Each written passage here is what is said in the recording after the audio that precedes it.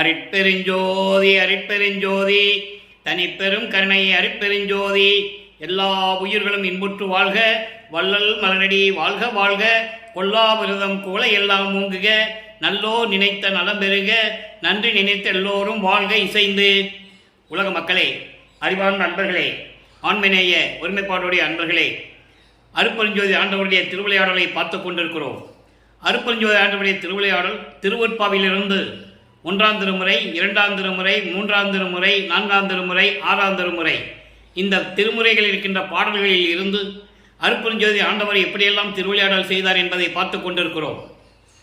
அருட்பெருஞ்சோதி ஆண்டவர் இந்த கலியுகத்திலே, அதாவது கிரேத யுகம், திரேதயுகம், துவார யுகம், கலியுகம், 4 யுகங்களிலுமே திருவிளையாடல்களை செய்து கொண்டிருந்தார்கள். கலியுகத்தினுடைய கடைசி திருவிளையாடல் தனது மகனை இந்த மண்ணுலகிற்கு ஒரு தாயின் வழியாக வருவிக்க செய்து சுத்த சன்மார்க்கத்தை மகனிடம் கொடுத்து உலக மக்களை எல்லாம் சுத்த சன்மார்க்கத்தில் சேர்த்து உலக மக்களெல்லாம் இன்புற்று வாழ வேண்டும் என்பதற்காகத்தான் தனது மகனை, தனது செல்வ பிள்ளையை ஒரு தாயின் வழியாக இந்த மண்ணுலகை வருவிக்க செய்தார் அருட்பெருஞ்சோதி ஆண்டவர். இந்த திருவிளையாடல் 1823ஆம் ஆண்டு தொடங்கி 30/1/1874 இரவு 12 மணி வரையிலும் இந்த திருவிளையாடல் தொடர்கிறது. 5/10/1823ஆம் ஆண்டு தனது மகனை இந்த மண்ணுலகை வருவிக்க செய்தார் அருட்பெருஞ்சோதி ஆண்டவர். காரணம், பிரபஞ்சம் தோன்றிய காலத்திலிருந்தே சமயங்களும் மதங்களும் மார்க்கங்களும் தோன்றி, சமயங்களும் அதற்கேற்ற தலைவர்களுடைய உருவங்களை உருவகப்படுத்தி அதற்கு தகுந்த இடங்களை தேர்வு செய்து ஆலயங்களை ஏற்படுத்தி வழிபாட்டு முறைகளை அமைத்து உலக மக்களை வழிபட செய்து விட்டார்கள். சமயங்களும் மதங்களும் மார்க்கங்களும் முடிவடைகின்ற காலத்தில், அதனுடைய ஆயுள் காலம் முடிவடையும் நேரத்தில் உலக மக்களுக்கென்று ஒரு தனி மார்க்கம் வேண்டும், உலக மக்கள் சமரசமாக வாழ வேண்டும், ஏற்றத்தாழ்வு இல்லாமல் வாழ வேண்டும் என்பதற்காகத்தான் சமரச சுத்த சன்மார்க்கத்தை நிறுவி தன் மகன் கையில் ஒப்படைப்பதற்காக இந்த மண்ணுலகை வருவிக்க செய்தார் அருட்பெருஞ்சோதி ஆண்டவர். அந்த வகையிலே தனது மகனை வருவிக்க செய்து 1ஆம் ஆண்டிலிருந்து 8 ஆண்டுகள் வரையிலும் எந்த விதமான அருளையும் கொடுக்கவில்லை. 9ஆவது ஆண்டிலே ஆட்கொண்டு, மகனே, நீ என்னால் வருவிக்க உற்றவன் என்ற நிலையை மட்டும் அறிவித்துவிட்டு மறைந்து விடுகிறார். அந்த காலகட்டங்களில் சமயங்களும் மதங்களும் மார்க்கங்களும் சூழ்ந்திருந்த காலகட்டங்களில் நமது பிள்ளை பெருமானவர்களும் சமய நெறிகளையும் மார்க்கங்களுடைய நெறிகளையும் பின்பற்றி கொண்டிருந்தார் என்பது உண்மை. பின்பற்றிதான் ஆக வேண்டும், அது காலத்தின் கட்டாயம். சமயங்களிலும் மதங்களிலும் மார்க்கங்களில் ஈடுபட்டு கொண்டிருந்து கொண்டு அதன் பிறகு இது உலக மக்களுக்கு தேவையில்லை என்ற நிலையை சொல்ல வேண்டும். அப்போ அந்த நிலைகளில் இருந்து வர வேண்டும் என்பதற்காகத்தான் தனது மகனை அருட்பெருஞ்சோதி ஆண்டவர் அங்கே சமயங்களிலும் மதங்களிலும் இருக்க செய்கிறார். இது பிள்ளை பெருமானவர்களுக்கு தெரியாது, மறைப்பு நிலை இருந்து கொண்டிருக்கிறது. 9ஆவது ஆண்டில் ஆட்கொண்ட பிறகு இறைவனால் வருவிக்க உற்றவன் இறைவனுடைய மகன் என்று மட்டும் அவருக்கு தெரியும். வேற எந்த நிலையும் அவருக்கு தெரியாது, மறைப்பு நிலையில் இருந்து கொண்டிருக்கிறார்கள். அப்போ சமயங்களிலும் மதங்களிலும் மார்க்கங்களிலும் உள்ள நெறிகளை எப்படி பின்பற்றி கொண்டிருந்தார், எப்படியெல்லாம் இறைவனை வேண்டினார், எப்படியெல்லாம் முறையீடு செய்தார், காலங்கள் கடந்து வரும்போது எப்படியெல்லாம் திருவிளையாடல் இறைவனுடைய திருவிளையாடல் நடந்தது என்பதை ஒவ்வொரு பதிகத்திலிருந்தும் ஒவ்வொரு திருமுறையிலிருந்தும் ஒவ்வொரு பாடலிலிருந்தும் நாம் விளக்கமாக பார்த்து கொண்டிருக்கிறோம். அந்த வகையில் நாம் பார்க்க வேண்டிய பாடல் 1ஆம் திருமுறை பதிகம் 6 திருவருள் முறையீடு 61வது பாடல். திருவருள் முறையீடு மொத்தம் 232 பாடல்களை கொண்டது. ஒவ்வொரு பாடலிலும் இறைவனிடம் எப்படி முறையீடு செய்கிறார். வருவிக்க விட்டு சென்று விட்டாயே, நான் இந்த மண்ணுலகிலே உன்னாலே வருவிக்க விட்டு எவ்வளவு துன்பங்களை அனுபவித்துக் கொண்டிருக்கிறேன் என்று ஒவ்வொரு பாடலிலும் தெளிவாக நமக்கு அருளி இருக்கிறார்கள் நமது பிள்ளை பெருமானவர்கள். அதை தான் பார்த்துட்டு இருக்கோம். இன்னைக்கு பாருங்க, பதிகம் 6 1ஆம் திருமுறை திருவள்ளுவர் முறையீடு 61வது பாடல்.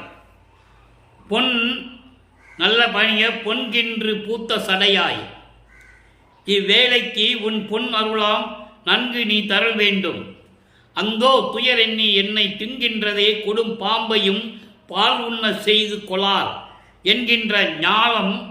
ஞாலம் என்றால் உலகம். ஞாலம் இழுக்கு உரையாது எற்கு எங்கு உடனே என்று பாடல். பாடலை படிக்கும்போது உங்களுக்கு புரியாது, ஏன்னா இறைவனுடைய விளக்கம் சொன்னாதான் உங்களுக்கு புரியும். இப்போ விளக்கத்தை சொல்ல போகிறோம். இதற்கு முன்னாலே ஒரு சின்ன விளக்கம். அதாவது வல்லப்பெருமானவர்கள் 9ஆவது ஆண்டில் யார் அவரே வருவிக்க விட்டோம் என்ற நிலை தெரிந்த பிறகு சிவபெருமானும் தியாகராஜ பெருமானும் நடராஜனும் சொக்கநாதன் இப்படி பல பெயர்களை சொல்லிக் கொண்டிருப்பார். இப்ப என்ன சொல்றாரு? அதாவது கொன்றை மலர்கள் சூடிய சடை உடைய இறைவன் என்று சொல்லுவார். சிவபெருமானை உருவகப்படுத்துகிறார். அப்போ சிவபெருமான் தான் இறைவன் என்று சொல்லுவார். நல்லா கவனிச்சுக்கணும் நீங்க. இதை ஏன் வலியுறுத்தி சொல்லுகிறேன் என்றால், சுத்த சன்மார்க்கத்தை பெற்ற பிறகு அருட்பெருஞ்சோதி ஆண்டவர் தான் ஆதியும் அந்தமெல்லாம் தோன்றிய சுயமாக தோன்றிய இறைவன் என்று சொல்லுவார். அவர் தான் பிரபஞ்சத்தையே உருவாக்கினது. ஆனால் வேதங்களும் ஆகமங்களும் புராணங்களும் காவியங்களும் எல்லாமே சமயங்களும் மதங்களும் மார்க்கங்களும் எல்லாம் சேர்ந்துக்கிட்டு அப்போ சிவபெருமானை இறைவன் என்று சொல்லிக் கொண்டு இருந்தார்கள். அதை தான் நமது பிள்ளை பெருமான் அவர்களும் சொல்லுகிறார். அதை மட்டும் இப்போ நீங்கள் மனசில் வச்சுக்கணும். போக போக எப்படி நிலைகள் மாறுது அப்படிங்கிறத நீங்கள் புரிஞ்சுக்குவீங்க. இப்போ கொன்றை மலர்களை சடையில் சூடிய இறைவனே, இந்த ஏழைக்கு உன்னுடைய பொன்னான அருளை நல்ல விதமாக தர வேண்டும். உன்னால் வருவிக்க உற்றவன் எனக்கு தெரிந்து விட்டது. நான் உனது மகன், எனக்கு தெரிந்து விட்டது. ஆனால் நீ விரைவில் வந்து எனக்கு அருளை தர வேண்டும் என்று கூறுகிறார். அப்போ வல்லப்பமானவர்கள் இந்த மண்ணுலைக்கு வருவிக்க உற்று 9வது ஆண்டிலிருந்து 12 ஆண்டுகளுக்குள் இருந்து கொண்டிருக்கிறார். வல்லப்பமானை பற்றி பேசும்போது வல்லப்பமானுக்கு வயது இல்லை. வல்லப்பமானுக்கு 12வது வயசுல 13வது வயசுல சொல்லக்கூடாது. அவர் ஒவ்வொரு யுகத்திலையும் இருந்தவர். ஒவ்வொரு யுகத்திலும் மரணமில்லா பெருவாழ்வில் இருந்து கொண்டிருந்தவர். அது திருவெட்பாவை பாடலிலே தெளிவாக இருக்கிறது என்பதை இங்கே நான் பதிவு செய்ய கடமைப்பட்டிருக்கிறேன். அப்போ அந்த காலகட்டங்களில் 12 ஆண்டுகளுக்குள் என்ன நடந்தது? 6ஆம் திருமுறை வரும்போது சொல்வாரு, 12 ஆண்டு தொடங்கி இற்றைய பகல் வரை நான் பட்ட பாடு போதாதா என்று சொல்லுவார். தெளிவா நீங்க புரிஞ்சுக்கணும். அப்போ அந்த நிலைகளுக்குள் இருந்தால் இது அப்போ சிவபெருமான் சொல்றார், கொன்றை மலர்களை சடையில் சூடிய இறைவனே, இந்த ஏழைக்கு உனது மகனுக்கு உன்னுடைய பொன்னான உயர்ந்த அருளை விரைவில் வந்து தர வேண்டும். ஐயோ, துன்பம் என்னை வந்து அடைந்து என்னை தின்னு கொண்டிருக்கிறது, என்னை உருக்குகிறது. மனம் ஒரு நிலையில் இல்லை, மனம் வந்து கொண்டிருக்கிறேன், வருந்தி கொண்டிருக்கிறேன் என்று கூறுகிறார். அப்போ அந்த நிலையில் இருக்கும்போது விஷ உடைய கொடிய பாம்புக்கு பால் கொடுத்து வளர்க்கிறானே என்று சொல்லுகிறார்கள். என்னை நல்லா கவனிக்கணும். உலகில் என்ன சொல்லுவாங்க? ஒருத்தனை பத்தி ஒருத்தனை பிடிக்கலன்னு வச்சுக்கோங்களேன், பார்ப்பா பாம்புக்கு பால் கொடுத்து வளர்க்குற மாதிரி வளர்த்துக்கிட்டு இருக்கான் அவனை அப்படின்னு சொல்லுவாங்க. பெற்றவர்களை உலகியல சொல்லுவாங்க. ஒரு பையனை பார்த்து சொல்லணும்னா, இவங்க பெற்றவங்க பாலுக்கு, அதாவது பாம்புக்கு பால் கொடுத்து வளர்க்குற மாதிரி இவனை ஒன்றும் இல்லாதவன், லாயக்கு இல்லாதவன், இவனை வளர்த்துக்கிட்டு இருக்காங்களேன்னு சொல்லுவாங்க உலகியல்ல. அது போல சொல்றாரு, இந்த மாதிரி உலகம் பழிச்சொல் சொல்லிடக்கூடாது. எனக்கு ஒன்றும் இல்லை, நீ எனது தந்தை, நான் உனது மகன், உன்னைதான் பழி சொல்லுவார்கள், எனக்கு ஒன்றும் இல்லை என்று சொல்லுகிறார். எப்படி விஷமுடைய கொடிய பாம்புக்கு பால் கொடுத்து வளர்ந்து கொண்டிருக்கிறார்கள் என்று சொல்லிக் கொண்டிருக்கிறார்கள். அந்த உலக சொல்லுக்கு பழி சொல்லுக்கு ஆளாகாதே, விரைவில் வந்து எனக்கு அருளை கொடு என்று சொல்லி திருவருள் முறையீடு செய்கிறார். சரி, இப்போ திருவருள் முறையில் செஞ்சாச்சு. நான் உனது மகன், என்னை வருவிக்க விட்டுன்னு தெரிஞ்சு போச்சு, என்னால் வேற யார்கிட்டையும் சொல்லவும் முடியாது, அதுவும் சொல்ல வேண்டாம்னு சொல்லிட்டு நான் இப்படியெல்லாம் பண்ணிட்டு இருக்கிறேன், எனக்கு நம்ம சீக்கிரம் வந்து அருளை கொடுத்துரு, இல்லைன்னா உலக மக்கள் என்ன சொல்லுவாங்கன்னா, இப்படியெல்லாம் பாம்பு மாதிரி பாம்புக்கு பால் கொடுத்து, விஷமுடைய பாம்புக்கு பால் கொடுத்து வளர்க்காங்களேன்னு சொல்லி உனக்கு இழிவா பேசுவாங்க, அந்த இழிச்சொல்லுக்கும் பழிச்சொல்லுக்கும் ஆளாகாதே, விரைவில் வந்து எனக்கு அருளை கொடு என்று சொல்லி இந்த பாடலை நமக்கு அருளியிருக்கிறார்கள். நம்மளை எல்லாம் படைத்து காத்து கொண்டிருக்கின்ற வல்லற்பெருமான் அவர்கள், பிள்ளை பெருமான் அவர்கள். நான் ஏன் பிள்ளை பெருமான் என்று சொல்கிறேன் என்றால், அவருடைய உண்மையான பெயர் அருட்பெருஞ்சோதி ஆண்டவர் தன் மகனுக்கிட்ட பெயர் செல்வ பிள்ளை. செல்லமாக வளர்த்து, செல்வமாக வளர்த்து, தங்க தொட்டிலும் வைர தொட்டிலும் சீராட்டி பாராட்டி வளர்த்த தனது மகனை ஒரு தாயின் வழியாக வருவிக்க செய்து இவ்வளவு திருவிளையாடல் செய்து கொண்டிருக்கிறார் என்பதை இங்கு நான் பதிவு செய்ய கடமைப்பட்டிருக்கிறேன். திருவெட்பாவிலே எல்லா விளக்கங்களும் உண்டு, யாரும் மறுக்கவும் முடியாது. அடுத்து பாருங்க, இரண்டாம் திருமுறை வரும்போது 13வது ஆண்டு தொடங்குகிறது. திருவொற்றியூர் சொல்லுகிறார். ஏனென்றால் மனம் அவரை அழைத்துக் கொண்டு சொல்லுகிறது. மனம் ஒரு நிலையில் இல்லை. அங்கே அருட்பெருஞ்சாண்டவர் திருவிளையாடல் செய்து மகனை தூண்டுகிறார். மறைமுகமாக இருந்து கொண்டு, மறைப்பு நிலையில் இருந்து கொண்டு மகனை தூண்டுகிறார். மகனுடைய மனம் திருவொற்றியூருக்கு செல்ல விரும்புகிறது. திருவொற்றியூர் செல்லுகிறார். அங்க பதிகம் 6, திருவருள் வழக்க விளக்கம். திருவருள் வழக்க விளக்கம் என்பது பிரபஞ்சத்திலேயே சிவபெருமானுடைய திருவிளையாடல் என்ன என்ன நடந்தது என்பதை ஒவ்வொரு பாடலிலும் விளக்கமாக சொல்லுவது. அந்த செயலை திருவிளையாடலுடைய வழக்கம் என்பது செயல். திருவிளையாடலுடைய அந்த செயலை விளக்கமாக ஒவ்வொரு பாடலிலும் கூறியிருக்கிறார். இன்று 10வது பாடலிலே பார்க்க போகிறோம். நல்லா கவனிங்க. ஏன் இது சொல்றாருன்னா, இப்படிப்பட்ட இறைவன் என்னுடைய கடவுள் என்று சொல்லுவார். இதே வல்லற்பமானவர்கள் சுத்த சன்மார்க்கத்தை பெற்ற பிறகு அருட்பெருஞ்சோதி ஆண்டவர் தான் எனது கடவுள் என்று சொல்லுவார். அந்த மாற்றத்தை நீங்கள் புரிந்து கொள்ள வேண்டும். சுத்த சன்மார்க்கத்துக்கு வரும்போது இறைவன் அருட்பெருஞ்சோதி. இப்போ சிவபெருமான் தான் அவர் சொல்லணும். காலத்தின் கட்டாயம், வேற வழி இல்லை. அவருக்கு தெரியாது, சுத்த சன்மார்க்கத்தை பற்றி தெரியாது, இறைவன் அருட்பெருஞ்சாண்டவர்னு அப்போ அவருக்கு தெரியாது. அந்த நிலையில் இருந்து கொண்டு இந்த பாடலை நமக்கு அருளி இருக்கிறார்கள்.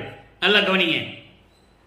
மால் பதம் சென்ற பின், மால் பதம் சென்ற பின் இந்திரர் நான்முகர் வாமனர்.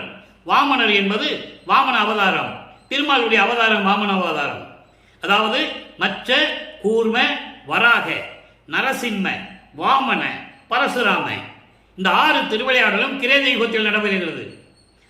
கிரேத யுகம் கலக மார்க்கம், ஒரே சண்டை, உயிர்களை கொள்றது, ஒரே கலக மார்க்கம் தான் அது.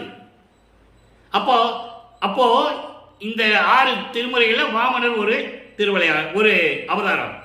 அதை இங்க வாமனர்னு சொல்றார் திருமாலை சொல்லும் போது. வாமனர் மான் மேல் பதம் கொண்ட ருத்திரர், விண்ணவர் மேல் மற்றும் உள்ளோர், ஆழ்பதம் கொண்ட 10,000 கோடி அண்டங்கள் எல்லாம் கால்பதம் ஒன்றில் ஒடுக்கி நிற்பார். அவர்தான் என் கடவுள் என்று சொல்லுகிறார். அப்படிப்பட்டவர் யார்? உலக மக்களுக்கு சொல்றாரு. இப்படிப்பட்ட கடவுள் தான் எனக்கும் கடவுள்னு சொல்றாரு. 2ஆம் திருமுறை உருவாகும் போது அப்போ வல்லற்பமானவர்கள் இந்த மண்ணுலைக்கு வருவிக்க உற்று 16 ஆண்டுகள் நிறைவடைகிறது. 2வது 8 முடியுது. அருட்பெருஞ்சாண்டவர் 51 ஆண்டையும் 8 8ஆக பிரிக்கிறார். 6 8 48. அந்த 3 வருஷம் பாக்கி இருக்குல்ல, அந்த 3 ஆண்டுகள் கிளைமேக்ஸ். அதான் அங்கே மேட்டுக்குப்பம் சித்தி வளாகத்தில் நடந்தது. அதை நம்ம போக போக விளக்கங்களை பார்க்க போறோம். இப்போ 16 ஆண்டுகள் நிறைவடைக்குள் இந்த பாடல்கள் உருவாகிறது. நல்லா கவனிங்க அதனுடைய விளக்கம். பாடல் உங்களுக்கு புரியாது, இறைவன் கொடுத்த பாடல், இறைவன் கொடுத்த விளக்கத்தை சொல்றேன், கவனிங்க. மாயைகளும் மயக்கங்களும், மால் என்பது மாயைகள் மயக்கங்கள். மாயைகளும் மயக்கங்கள் எல்லாம் நீங்கி அவற்றையெல்லாம் வென்று இறைவனுடைய திருவடியில் வைத்துக் கொண்டார், காலடியில் வைத்துக் கொண்டார். அதன் பிறகு இந்திரன், பிரம்மன், திருமால் மானை, அசுத்த மாயையை, அசுத்த சுத்தா மாயையை ஏந்தி கொண்டிருக்கின்ற ருத்திரன். அப்புறம் ருத்திரன், தேவர்கள், அதற்கு மேல் இருக்கின்ற மற்றவர்கள் சொல்றாரு. மற்றவர்கள் சத்தர்கள், சக்திகள், சிவகண பூத தலைவர்கள், நாகர்கள். நாகர்கள்னா தேவர் கூட்டத்தை சேர்ந்த 18 கூட்டம், தேவர்கள் கூட்டம். ஒவ்வொன்றுக்கும் ஒரு பெயர் இருக்கு. அதை வல்லப்பமான் சொல்லுவார். உருகருடர், வித்யாதேவர், யோகர், இப்படி நிறைய சொல்லுவார். ருத்திரன், பிரம்மன், விண்ணோர், வேந்தன், உருகருடன், இப்படியெல்லாம் நிறைய சொல்லுவார். அருகர் என்று சொல்லுவார். இவர்கள் தேவ கூட்டத்தை சேர்ந்தவர்கள், 18 கூட்டங்களை சேர்ந்தவர்கள். அப்படிப்பட்டவர்கள் எல்லாம் எல்லோரும் 10,000 அண்டங்கள் எல்லோரும் எல்லாவற்றையும், அண்டங்கள் எல்லாவற்றையும் தனது திருவடியில் ஒடுக்கி அடக்கி வைத்துக் கொண்டிருப்பவர். அப்படிப்பட்டவர் சிவபெருமான். அவர்தான் எனக்கும் கடவுள் என்று சொல்லுகிறார். இது திருவொற்றியூரில் நடக்குது, தியாகராஜ பெருமான் கோயிலில் நடக்குது இந்த சம்பவங்கள்லாம். இப்படியெல்லாம் இருக்கின்ற இறைவன் தான் எனக்கும் இறைவன். அப்போ இந்த பிரபஞ்சத்தில் இருக்கின்ற அத்தனை பேரையும் அடக்கி, பஞ்சபூதங்களை அடக்கி, இந்த பிரபஞ்சத்தை இயக்கிக் கொண்டு இவற்றையெல்லாம் தனது காலடியில் அடக்கி ஒடுக்கி வைத்துக் கொண்டிருப்பவர் தான் இறைவன். அந்த இறைவன் தான் எனக்கும் கடவுள், எம் கடவுளரே அப்படின்னு சொல்றார். சரி, இப்ப நிலைகள் மாறுது. 2 8 முடியுது. 16 ஆண்டுகளுக்கு பிறகு 17வது ஆண்டிலிருந்து 24 ஆண்டுகளுக்குள், இந்த 8 ஆண்டுகளுக்குள் என்ன நடந்தது? அப்போதான் 3ஆம் திருமுறை உருவாகிறது. இப்போ 3வது 8க்கு வரும்போது, வருவிக்க விட்டு 24 ஆண்டுகளுக்குள் வரும்போது, இந்த நமச்சிவாயம், சிவாய நம, சிவபெருமான், இந்த பேச்சுக்கே இடம் இருக்காது. நல்லா கவனிக்கணும். அப்போ நிலைகள் மாறுது. ஆண்டுகள் கடந்து ஓடுகின்றன, நிலைகள் மாறுது. அப்போ மூன்றாம் திருமுறை உருவாகிறது. அங்கே இன்பக் கிளவி என்ற ஒரு பதிகம், 6வது பதிகம். இதுவரைக்கும் 5 பதிகங்களை நம்ம ஒவ்வொரு பாடலாக பார்த்துட்டோம். என்னை மாலையிட்டு போனவர், 9வது ஆண்டில் ஆட்கொண்டு சென்றவர், இன்னும் என்னை வந்து ஆட்கொள்ளவில்லை என்றெல்லாம் சொல்லுவார். இரங்கல் மாலையெல்லாம் அற்புதமாக இருந்தது. 31 பாடலையும் நம்ம சொல்லியாச்சு. பார்க்குறவங்க நமது சேனலை போய் சப்ஸ்கிரைப் பண்ணி பார்த்துக்கலாம். எல்லா விளக்கங்களும் இருக்கு. இப்போ இன்பக் கிளவியில 10வது பாடல். இன்பக் கிளவி என்பது தன்னை ஒரு பெண்ணாக உருவகப்படுத்தி இறைவனை தலைவனாக உருவப்படுத்துவது. தன்னை தலைவியாகவும் இறைவனை தலைவனாகவும், தன்னை காதலியாகவும் இறைவனை காதலனாகவும், தன்னை மனைவியாகவும் இறைவனை கணவனாகவும் வர்ணனை செய்து அதை தோழியிடம் சொல்லுவது போல, இல்ல ஒரு தாயிடம் சொல்லுவது போல அந்த அவமானப்படுத்தி நமக்கு அருளி இருக்கிறார்கள். அதை நம்ம பார்க்க போறோம். ரொம்ப இனிமையா இருக்கும், ரொம்ப அற்புதமாகவும் இருக்கும், சந்தோஷமா இருக்கும். அந்த மாதிரி சொல்லுவார், உலக மக்களுக்கு சொல்லுவார். ஏன்னா காதலுடைய அன்பை சொல்லும்போது பெண்ணாகவும் ஆணாகவும் சொன்னால் நல்லா இருக்கும். உலகில் அதானே, ஒரு பெண்ணு வந்து காதலிச்சா முதல்ல போய் தோழிகிட்ட தான் சொல்லுவா, அம்மா கிட்ட சொல்ல மாட்டா. முதல்ல தோழிகிட்ட தான் போய் சொல்லுவா. அந்த நிலை எப்படி இருக்கிறது பார்க்க போறோம். நல்லா பாருங்க. வருந்தேன் மகளிர், பெண்களே நான் வருத்தப்பட மாட்டேன் அப்படின்னு என்ன அர்த்தம்? உலக மக்களே நான் வருத்தப்பட மாட்டேன்னு அர்த்தம். நல்லா நீங்க புரிஞ்சுக்கணும். தன்னை ஒரு பெண்ணாக உருவப்படுத்தியதனால் பெண்களை பற்றி சொல்லுகிறார். ஏனென்றால் காதலனை பற்றி சொல்லும் போது அப்படிதான் சொல்லணும். அதனால சொல்றாரே, விளக்க நான் சொல்றேன், நீங்க உங்களுக்கு புரியும். வருந்தேன் மகளிர், வருந்தேன்னா நான் வருத்தப்பட மாட்டேன், இனிமே வருத்தப்பட மாட்டேன், துன்பப்பட மாட்டேன் பெண்களே அப்படின்னா, இனிமேல் நான் வருத்தப்பட மாட்டேன், துன்பப்பட மாட்டேன் உலக மக்களே. அப்போ அங்கே இறைவனுடைய திருவிளையாடல் நடக்க போகிறதுன்னு அர்த்தம். என்னை ஒவ்வார் வளஞ்சேர் ஒற்றி மன்னவனார், தரும் தேன் அமுதம் உண்டு என்றும் சலிய வாழ்வில் தருக்கி மகிழ்ந்து இருந்தேன். மணவாளர் என்னை பிரியார், சொல்லிட்டாரா மணவாளர்னு? என்னுடைய கணவர் என்னை விட்டு பிரிய மாட்டார். ஏனென்றால் இவர் தன்னை காதலியாகவும் இறைவனை காதலனாகவும் சொல்லி இதை பாடலை அருளி இருக்கிறார்கள். நல்லா கவனிச்சுட்டே வாங்க, சந்தோஷமா இருக்கும். மணவாளர் என்னை பிரியார் என்றும் புணர்ச்சிக்கு கலந்து கொள்ளுவதற்கு, புணர்ச்சிக்கு ஏது விதமாம் மருந்தேன், மையல் பெருநோயை மறந்தேன், அவரை மறந்திலேனே. எந்த புராணத்திலும் எந்த இலக்கியங்களுக்கும் இவ்வளவு சுவைப்பட பாடலாம் இருக்கவே இருக்காது. நல்லா கவனிக்கணும் நீங்க. இப்ப பாடலுடைய விளக்கம் பாருங்க.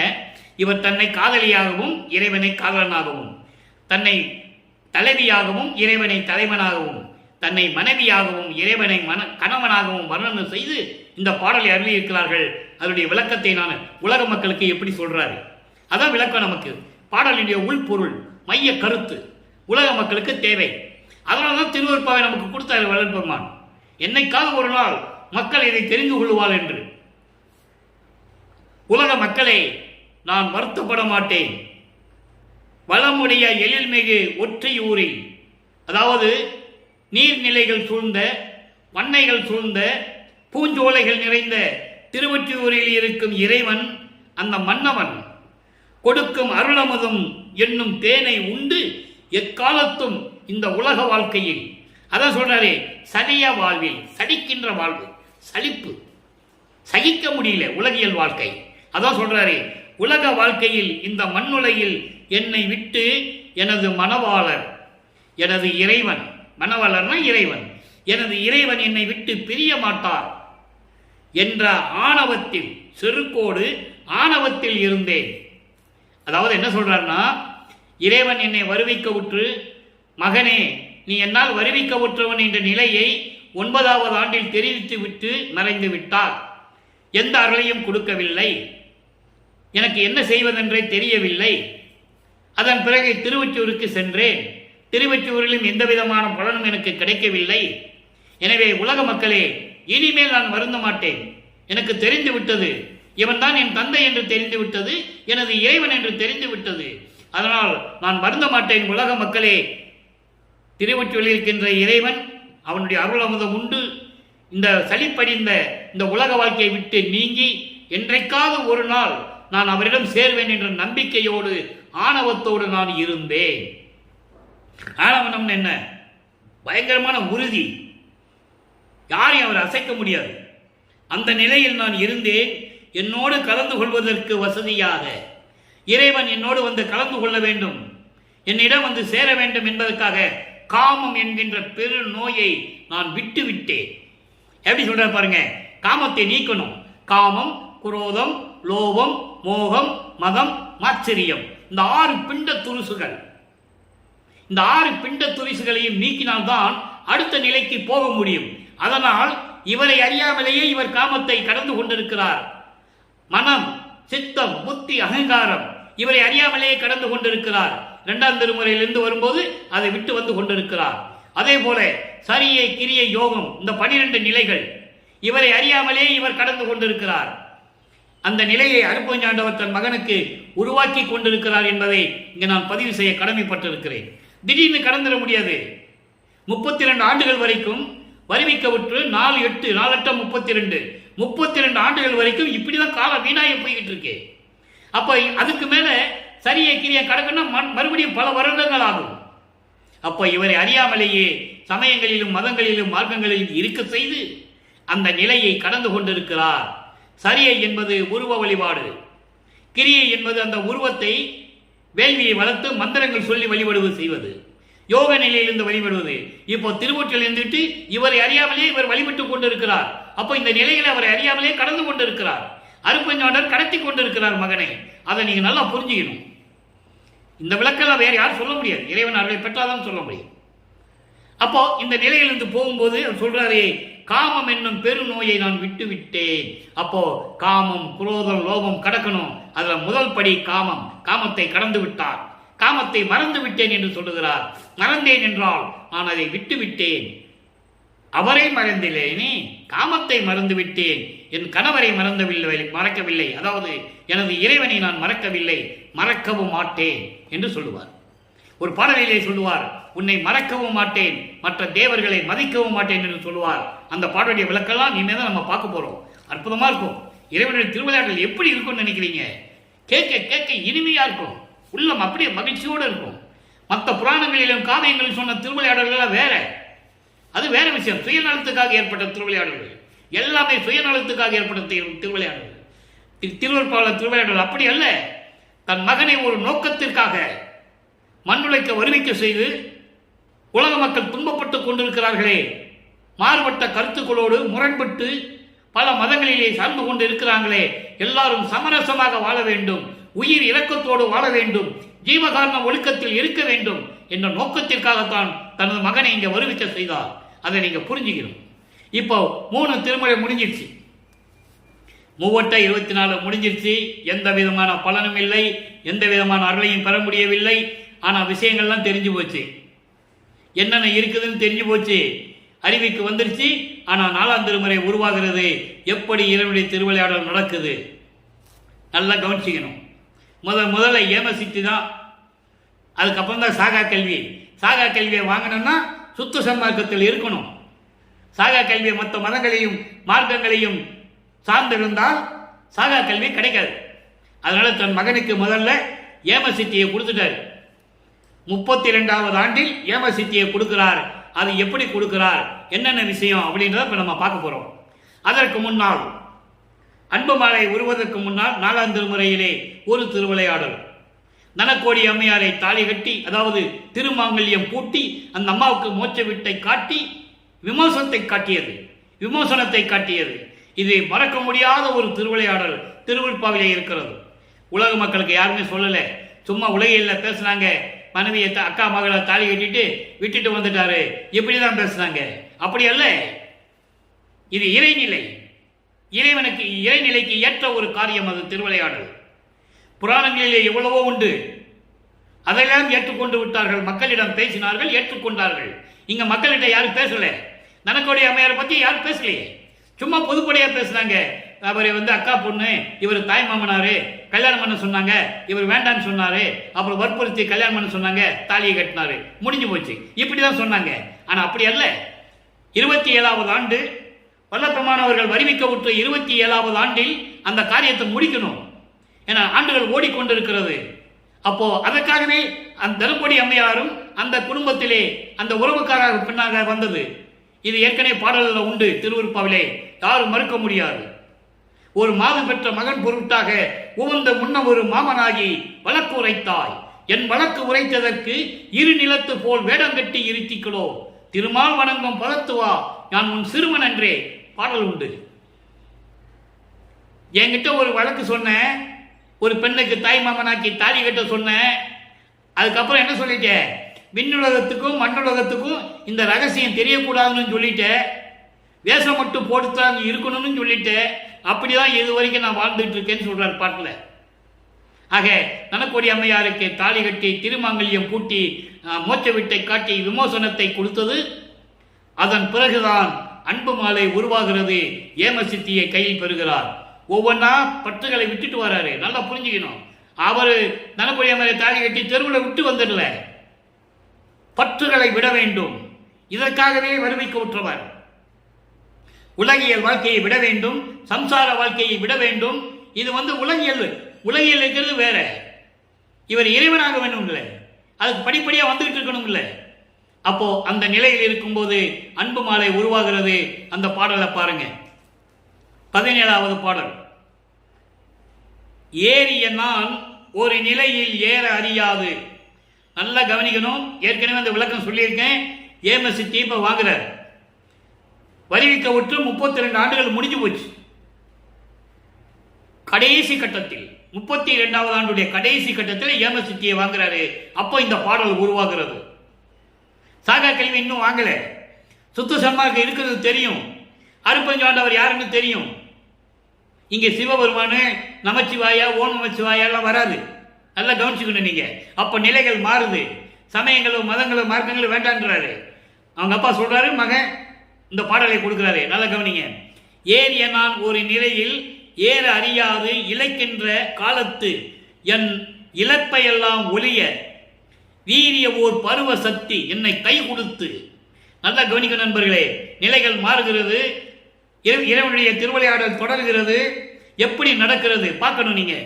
கை கொடுத்து தூக்கி மேலேற்ற செய்தவளை மேபுறம் செய்து. நல்லா கவனிக்கணும். இந்த 4 வரைக்கும் அர்த்தம் சொல்ல போறேன். யார் அந்த பருவ சக்தி? எனது அம்மை சிவகாமி வள்ளி என்று சொல்லுகிறார். நல்லா கவனிக்கணும். சிவபெருமானும் பார்வதியும் வேற, அருப்பஞ்சோதி ஆண்டரும் சிவகாமி வள்ளியும் வேற. இது திருவருப்பா முழுசா படித்தவங்களுக்கு தெரியும். இறைவனுடைய விளக்கம் இருந்தால் இது சொல்லலாம், தைரியமா சொல்லலாம். ருத்திரன் வேற, ருத்திரி வேற. அதாவது லட்சுமியும் சரஸ்வதியும் ருத்திரியும் இவங்க 3 பேரும் சிவகாமி வள்ளியை வணங்குகிறார்கள். நல்லா புரிஞ்சுக்கணும். அதுக்கப்புறம் சுத்த சன்மார்க்கத்தை பெற்ற பிறகு இதே லட்சுமியும் சரஸ்வதியும் ருத்திரையும் வல்லற்பமானமாய் வணங்குகிறார்கள். ஏன்னா இவர் கடவுளாயிட்டாரு. அருப்பஞ்சாண்டவர் எல்லாம் இங்கே கொடுத்துட்டாரு.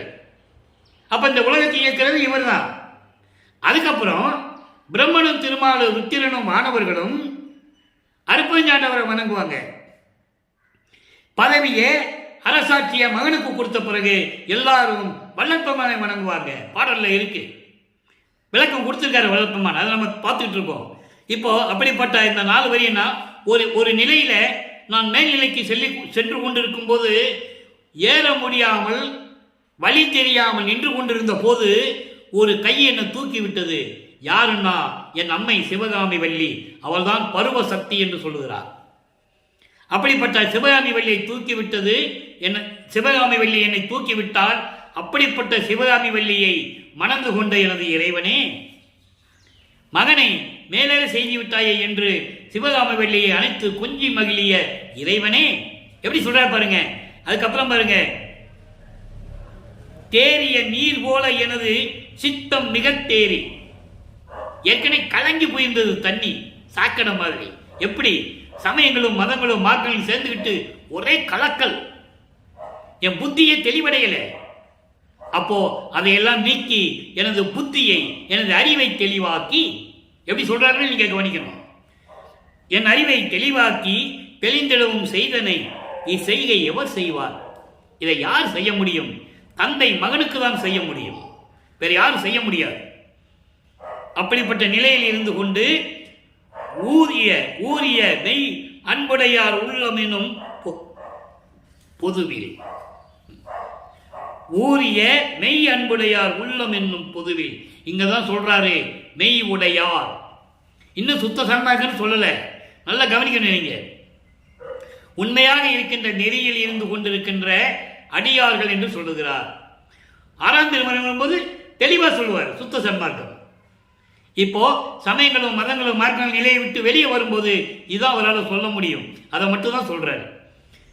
ஊரிய மெய் அன்புடையார் உள்ளம் என்னும் பொதுவில் அன்பர் உள்ளம் திரு கோயிலாக கொண்டே என்று சொல்லுவார் மகாதேவ மாலையிலே. இங்க என்ன சொல்றாரு? அப்படிப்பட்ட மெய் அறிவோட மெய் நெறியில் இருந்து மெய் அறிவோடு இருக்கின்ற அடியார்கள் என்னும் உள்ளத்தில் குடியிருக்கின்ற இறைவன், அதான் சபைன்னு சொல்றாரு. சபையை என்னுள் கண்டனன், அது 6ஆம் திருமுறையிலே சொல்லுவாரு. அற்புதமான நிகழ்வுலாம் இருக்கு. அப்போ உவந்து நடம்புரிகின்ற ஒரு பெரிய பொருளே, அப்படிப்பட்ட அன்பர்களின் உள்ளத்திலே குடியிருந்து கொண்டு இன்பமாக இருந்து கொண்டிருக்கின்ற மகிழ்ந்து கொண்டிருக்கின்ற பெரிய பரம்பொருளே, பெரிய பொருளை என்று சொல்லுகிறார். 4 திருமுறை முடிந்து விட்டது. 6ஆம் திருமுறைக்குள்ளே உள்ளே புகுகிறார் என்றார்கள். அப்போ பிள்ளை சிறு விண்ணப்பம், பிள்ளை பெருவிண்ணப்பம் இருக்கு. அது சில பாடலாம் நம்ம பார்த்துருக்கோம். இதுக்கு ஏற்றபடி இப்போ சிறு விண்ணப்பம் நமக்கு தேவை. அதனால் இறைவனுடைய அறிவுறுத்தலால் உங்களுக்கு இந்த விளக்கத்தை கூறிக்கொண்டிருக்கிறேன். 6ஆம் திருமுறை சுத்த சன்மார்க்கத்தில் வாங்கியாச்சு. உள்ளே என்றாகிறாரு. அப்புறம் சிறு விண்ணப்பம் வைக்கிறார். பிள்ளை சிறு விண்ணப்பம், மகன் தந்தைக்கு வைக்கின்ற விண்ணப்பம். நல்லா கவனிக்கணும். மகன் தந்தைக்கு வைக்கின்ற விண்ணப்பம் 17வது பாடல்.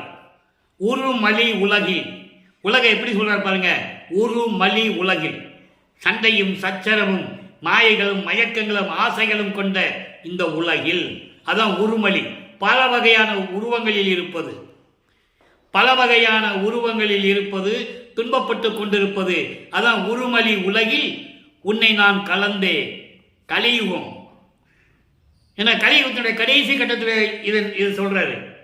கலியுகம் 1900 ஆண்டில் முடிவடைந்து விட்டது சொல்லுவாரு. 1873 ஆண்டு இனி கலியுகம் முடிவதற்கு 27 ஆண்டுகள் இருக்குதுன்னு சொல்லுவாரு. அதனுடைய விளக்கங்கள் திருவற்பாவில் அற்புதமாக இருக்கு, யாரும் மறுக்க முடியாது. அதான் சொல்றாரு இந்த கலியுகத்தில். ஏன்னால் இவர் கலியுகத்தில் தான் இருந்து கொண்டிருக்கிறார். அதன் பிறகுதான் இவர் இறைவனான பிறகுதான் ஒளியுகமாகிறது. ஒளியுகம் வந்த பிறகுதான் சமரச சுத்த சன்மார்க்க காலம் வருகிறது. புரியுது உங்களுக்கு? அப்போ உருமலி உலகில் என்பது பல வகைப்பட்ட இந்த மண்ணுலகம், ஆசைகள் மயக்கங்கள் பொறாமைகள் மாயைகள் மயக்கங்கள் உலக ஆசைகள் எல்லாமே நிறைந்த இந்த உலகில் உன்னை நான் கலந்து ஊழிதோறு ஊழியும் பிரியாது. நான் ஏற்கனவே சொல்லியிருக்கேன். வல்லப்பமான்கள் ஒவ்வொரு ஊழியும் ஒவ்வொரு, அதாவது யுகத்தில் இருந்தவர், அதாவது ஊழி என்று சொல்றாரு. ஊழியூரும் ஊழினா ஒவ்வொரு யுகத்திலையும் பிரியாது ஒருமை உற்று என்றால் ஒரே இடத்தில் அவரும் நானும் ஒன்றாக இருப்பது, அதான் ஒருமை. ஒத்த கருத்தோடு ஒரே இடத்தில் இருப்பது, ஒரே நிலையில் இருப்பது. அப்படி ஒருமையாக இருந்து அழியா பெருமை பெற்று மரணமில்லா பெருவாழ்வை பெற்று அடியேன் உன்னையே பாடி நின்று ஆடி. ஏற்கனவே அப்படி இருக்கிறவர் தான், ஆனா உலக மக்களுக்கு தெரியப்படுத்தணும். அப்ப விண்ணப்பம் வைக்கிறாரு. விண்ணப்பம் வச்சா இவர் விண்ணப்பம் வைக்கும் போது உலக மக்களுக்கு தெரியும். ஓ, வல்லப்பமானுடைய இறைநிலை இப்படியெல்லாம் இருக்கா அப்படின்னு உலக மக்களுக்கு தெரியணும். அதுக்காக தான் இந்த பாடலை கொடுத்தது. அதை நீங்க புரிஞ்சுக்கணும். அவர் நேரம் இல்லை, நேரத்தை கடத்தணும், வீணாக்கணும், ஏதோ எழுதணும் அப்படின்னு சொன்னதில்லை. நல்லா கவனிக்கணும். அப்படியெல்லாம் நான் இருந்து இருநிலத்து ஓங்கி கழிக்கவும். இருநிலம் என்பது மண்ணுலகம் விண்ணுலகம். இந்த 2 நிலங்களும் ஓங்கி மகிழ்வோடு இருக்கவும் பிறருக்கு இடுக்கண் உற்றால் அவை தவிர்த்தே திருமணி பொதுவில் அன்புடையவராக செய்யவும் எனக்கு இச்சை காண் என்றாய்.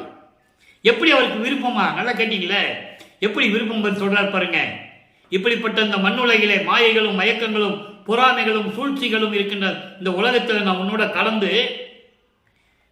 கலந்து ஒவ்வொரு யுகத்திலையும் பிரியாமல் இருந்து மரணமில்ல பிரிவாளியில் இருந்து பிறருக்கு துன்பம் வரும்போது இடுக்கண் என்பது துன்பம், துயரம், வேதனை இதெல்லாம் பிறருக்கு மக்களுக்கு வரும்போது அவைகளை நான் நீக்க வேண்டும். நீக்குவது மட்டுமல்ல, எல்லாரையும் சத்தியஞான சபைக்கு வந்து சேர வைக்க வேண்டும்.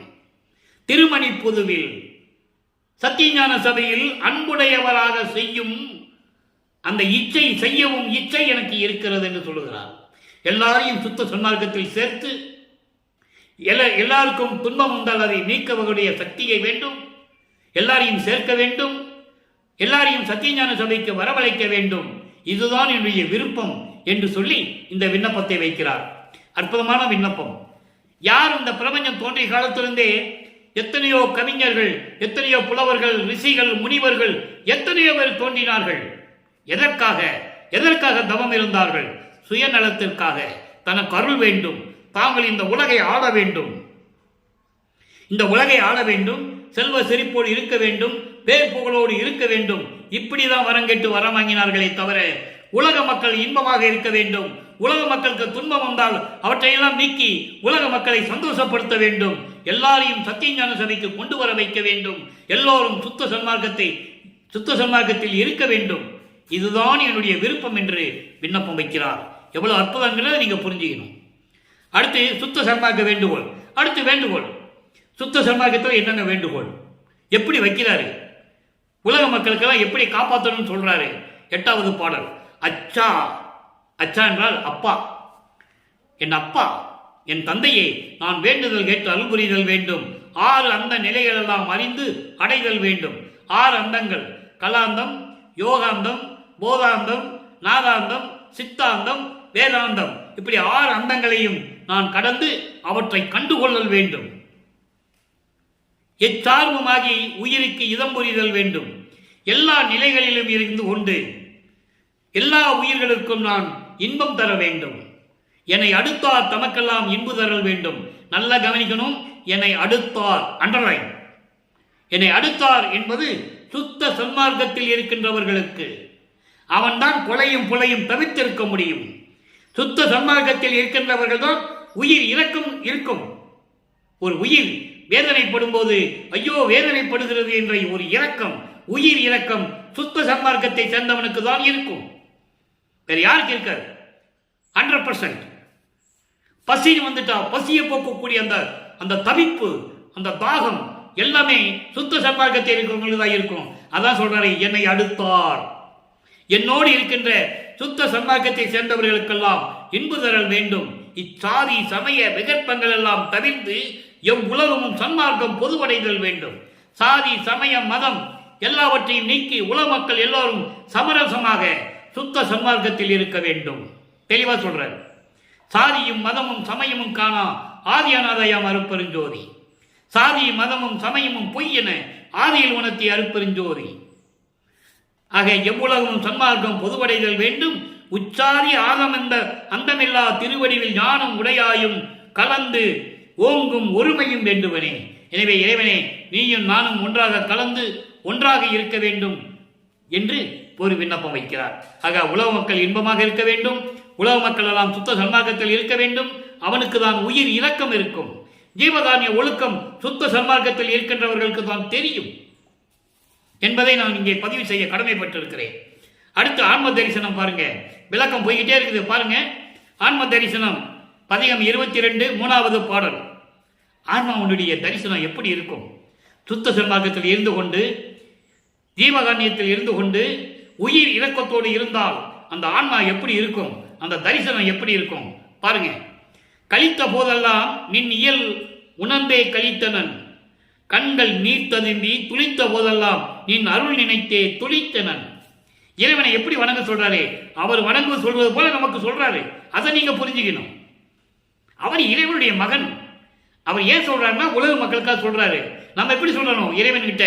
இறைவா, நான் சந்தோஷமாக இருக்கும் போதெல்லாம் உன்னை நினைத்தே சந்தோஷமாக இருந்தேன். என் கண்களில் ஆனந்த கண்ணீர் வரும்போதெல்லாம் உன்னை நினைத்துக் கொண்டிருக்கும் போதுதான் ஆனந்த கண்ணீரே வந்தது அப்படின்னு சொல்லணும் இறைவன்கிட்ட. அதான் சொல்றாரு அவர். அதை நீங்க புரிஞ்சுக்கணும். அப்புறம் தெளித்த போதெல்லாம், அதாவது சூழ்ந்தவர் உள்ளத்தை தெளித்த போதெல்லாம் நின் திறம் புகன்றே தெளித்தனன். எப்படி சொல்ற பாருங்க. என்னை சுற்றி இருந்தவர்கள் உலக மக்கள், உலக மக்கள் உள்ளம் தெளிவடைய வேண்டும் என்றால் உன்னுடைய நெறியை சொல்லி தெளிய வைத்தேன். எப்படி சொல்ற பாருங்க, உலக மக்களுக்கு உள்ளம் தெளிவடைய வேண்டும், உலக மக்கள் தெளிவாக இருக்க வேண்டும் என்பதற்காக நான் உனது புகழை சொல்லி அவர்களை தெளிய வைத்தேன். அதோடு மட்டுமல்ல, ஒளித்திரு உளமே அறிந்தது செய்வகை வேறு அறியேன். வேற எனக்கு என்ன தெரியுன்ற, எனக்கு ஒண்ணுமே தெரியாது, எல்லாமே உன் செயல், எல்லாமே உனது திருவிளையாடல் என்று சொல்லுகிறார். ஒளித்திரு உளமே அறிந்தது ஒளித்திரு உருவமே. ஒளித்திரு உருவம் என்ன? அருப்பெருஞ்சோதி. அருப்பெருஞ்சோதி ஆண்டவரே, எல்லாம் அறிந்தது உன் திருவுள்ளம்தானே, நான் உரைப்பது அடிக்கடி என் எனக்கே உனக்கேன்னு சொல்றார். நான் என்ன அடிக்கடி சொல்றதுக்கு இருக்கு, அடிக்கடி இதை நான் சொல்லணுமா என்று சொல்லி இந்த பாடலை அறிவிக்கிறார்கள். அடுத்து பாருங்க, தனித்திருளங்கள் நல்லா கவனிக்கணும். இப்ப நல்லா பார்த்தாச்சு, 1ஆம் திருமுறையிலிருந்து எப்படி இருந்தது, 2ஆவது திருமுறை 2வது ஏட்டில் நமது வல்லப்பமான இருக்கும்போது என்ன நடந்தது, 3ஆவது திருமுறை 4ஆவது திருமுறை இருக்கும்போது என்ன நடந்தது, இப்ப 6ஆம் திருமுறையில் நடந்து கொண்டிருக்கிறது எப்படி இருந்தது என்பதை பார்த்து கொண்டிருக்கிறோம். இப்போ தனித்திரு அலங்கள், இப்ப இறைவனிடம் அருளை எப்படி பெற்றார், இறைவனுடைய திருவிளையாடலாம் எப்படி நடந்தது நல்லா கவனிக்கணும். இறைவன் யார்? அங்கே சிவபெருமான் இறைவன் சொல்லுவாரு, சமயங்களும் மதங்களும் சார்ந்து இருக்கும் போது இங்கே இறைவன் யாருன்னு சொல்றாரு. ஏன்னா அதெல்லாம் முடிந்து விட்டது, காலகட்டங்கள் முடிந்து விட்டது, அதனுடைய ஆயுள்கள் முடிந்து விட்டது. கிரேத யுகம், திரேத யுகம். கிரேத யுகத்துக்கு ஆயுள் என்ன? 17,28,000 வருடம். திரேத யுகத்துக்கு 12,97,000 வருடம். இதே துவார யுகத்துக்கு 8,64,000 வருடம். கலியுகத்துக்கு 5,000 வருடம் தான். ஆனா வேதாந்தமும் சித்தாந்தமும் சொல்லுது 4,32,000 வருடம் சொல்லுது. அதெல்லாம் நமக்கு அந்த கணக்கு வேண்டாம். ஆனா ஆயுள்கள் இருக்கு, எல்லா யுகத்துக்கும் வயசு இருக்கு. அந்த வயசு முடிஞ்சு போச்சு, காலம் முடிஞ்சு போச்சு, அதெல்லாம் அழிஞ்சு போச்சு, அவ்வளவுதான். வல்லப்பெருமான் தெளிவா சொல்லிட்டாரு. இப்போ ஒளி யுகத்தில் இருக்கும், சுத்த சன்மார்க்க காலத்தில் இருக்கும். சுத்த சன்மார்க்க காலம் தொடங்கி 202 ஆண்டுகள் ஆகிறது. ஒளி யுகம் தொடங்கி 202 ஆண்டுகள் ஆகிறது. நல்லா புரிஞ்சுக்கணும். இப்ப இந்த ஒளி யுகத்துக்கும் சுத்த சன்மார்க்க காலத்துக்கும் சுத்த சன்மார்க்கத்துக்கும் வயது இல்லை. இப்போ எல்லா மார்க்கமும் உருவாக்கியனவர்கள், அவர்கள் போன பிறகு அதோட அந்த மார்க்கம் முடிஞ்சு போச்சு. இப்ப வளர்ப்பமானவர்களுக்கு வயதில்லை, இவர் இருக்கின்ற மார்க்கம்க்கு வயது இல்லை, நிரந்தரமான மார்க்கம். இப்போ தனித்திரளங்கள்ல பாருங்க, அருந்தவர் காண்டல் கரும் பெருங்கருணை அருப்பெருஞ்சோதி என் உள்ளத்தே இருந்தனன். அம்மா, இந்த பாடல் எப்படி தெரியுமா? மகள் தாயிடம் சொல்லுவது போல. எல்லாம் முடிந்த பிறகு, கல்யாணம் முடிஞ்சிருச்சு, உலகியல்ல ஒரு பெண்ணு ஒரு ஆணை காதலிச்சு கல்யாணம் பண்ணியாச்சு, அது அம்மாவுக்கு பிடிக்கல, அதனால அம்மா குடும்பத்தை விட்டு வெளியே இருக்கிறாங்க. இப்ப கணவன் நல்ல கணவன் தெரிஞ்ச பிறகு தாயார்கிட்ட வந்து மகள் சொல்றா, அம்மா நீ நினைக்கிற மாதிரி இல்லை, என் புருஷன் நல்லவன், நல்ல குடும்பம் நடத்துறான், என்னை சந்தோஷமா வச்சிருக்கிறான், நீ அவனை வெறுக்காதே அப்படின்னு சொல்றாங்கல்ல, அது போல சொல்லுகிறார். அங்க மனசு தாயும் என்ன சொன்னாங்க, உள்ளமும் இவனை நீ விரும்பாதே, இவனுக்கு சாப்பாடு இல்லை, இருக்கிற இடம் இல்லை, சுடுகாட்டில் படுத்திருக்கிறான், பிச்சை எடுத்து திங்கிறான், மண்டை ஓடுகளை போட்டுட்டு இருக்கான், யானை தோலை போட்டுட்டு இருக்கான், உள்ளம் சொல்லும் 2ஆம் திருமுறையில. இப்ப 6ஆம் திருமுறை போது தாயிடம் சொல்லுகிறது போல சொல்லுவாள். அருமையா இருக்கும்.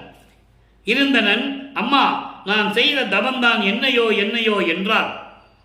என் மக அப்படி சொன்னா, திருந்து தெல்லாமது உண்டு அறிவெல்லாம் தவிர்ந்து திருவுரு அடைந்தனன்.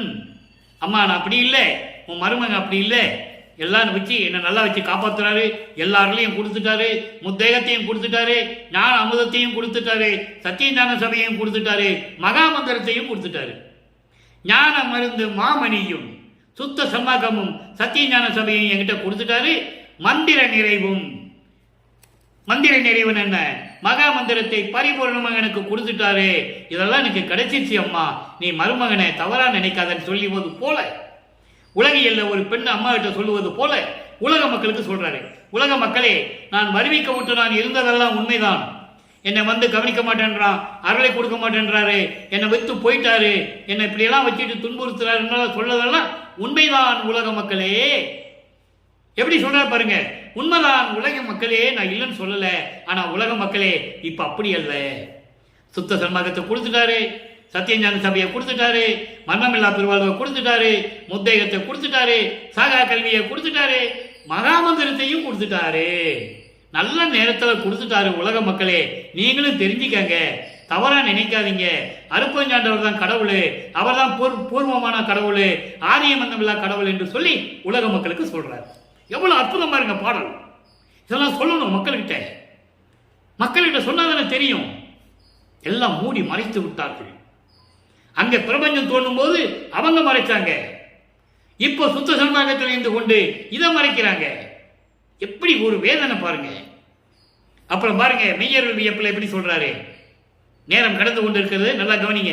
62வது பாடல்.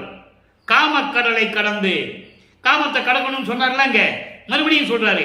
காமக்கடலை கடந்தேன், சினத்தை கடந்தேன், குரோதம், அதான் வெகுளி கடலை நீந்தினேன்.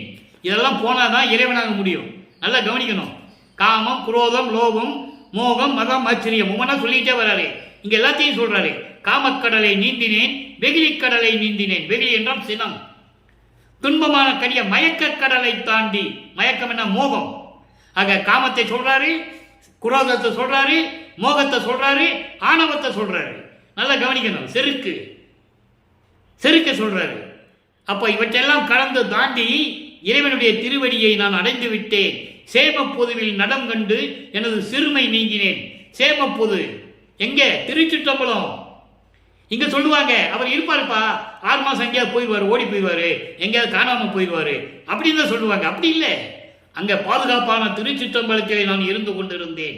அங்கே உனது நடனத்தை பார்த்து எனது சிறுமையை நீக்கினேன். சிறுமை என்பது செருக்கு.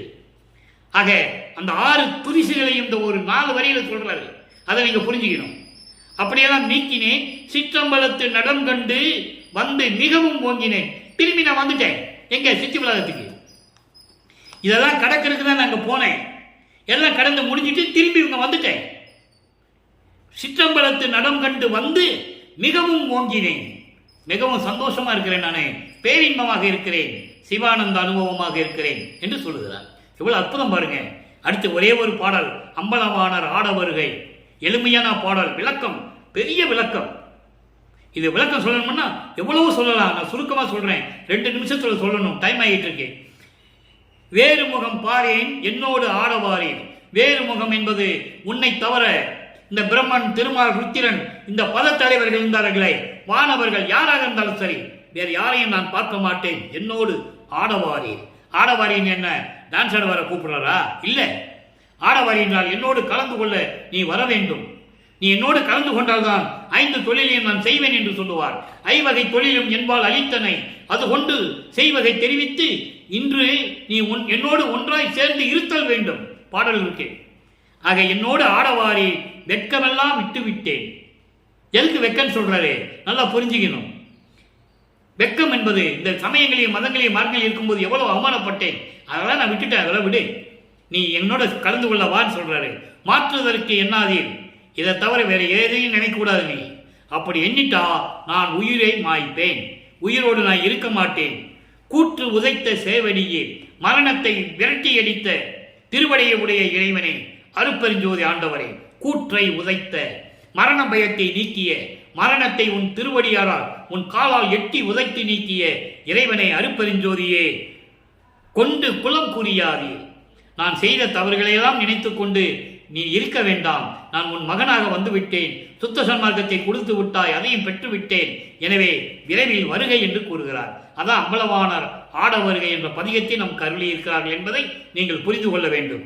அடுத்து, ஏற்ற தனி தருணம், என்னை ஏற்றுக்கொள்வதற்கு இதுதான் சரியான நேரம்.